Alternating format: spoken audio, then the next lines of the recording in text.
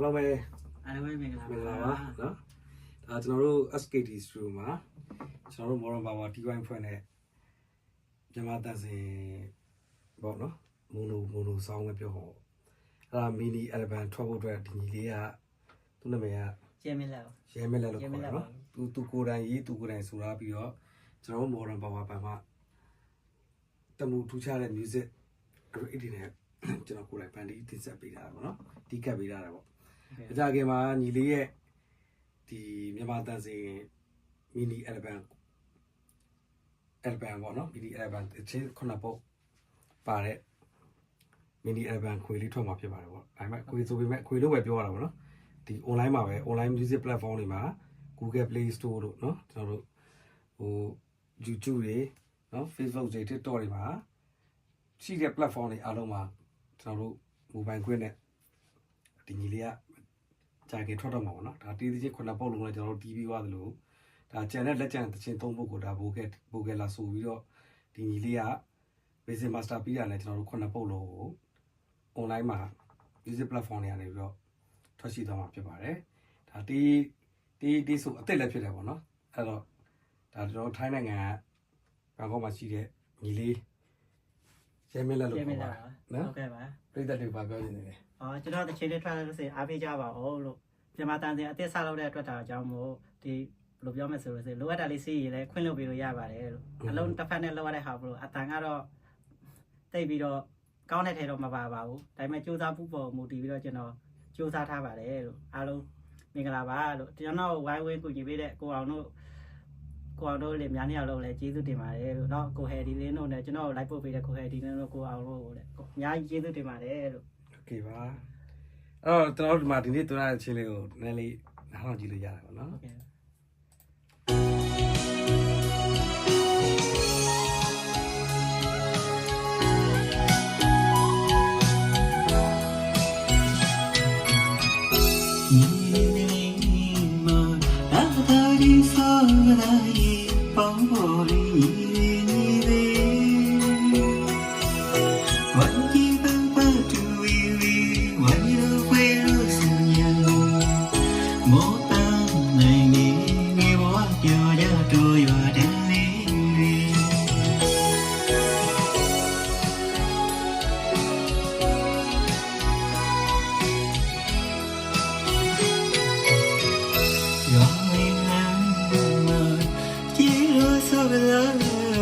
你我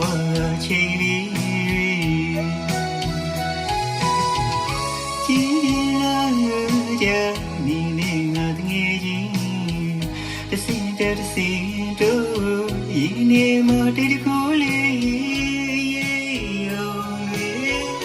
你们有来的苦累我嘛应可以，讲你那个的那。记得路啊，也被你撒里个点里，天气撒阴后年的天气，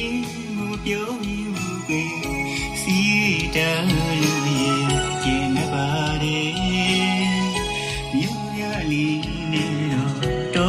那么美丽的眼睛。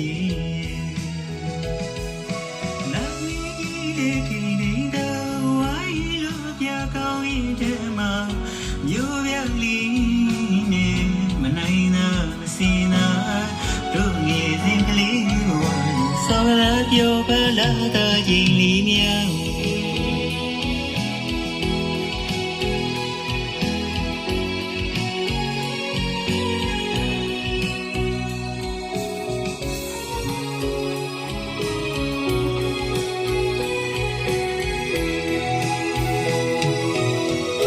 ကျေ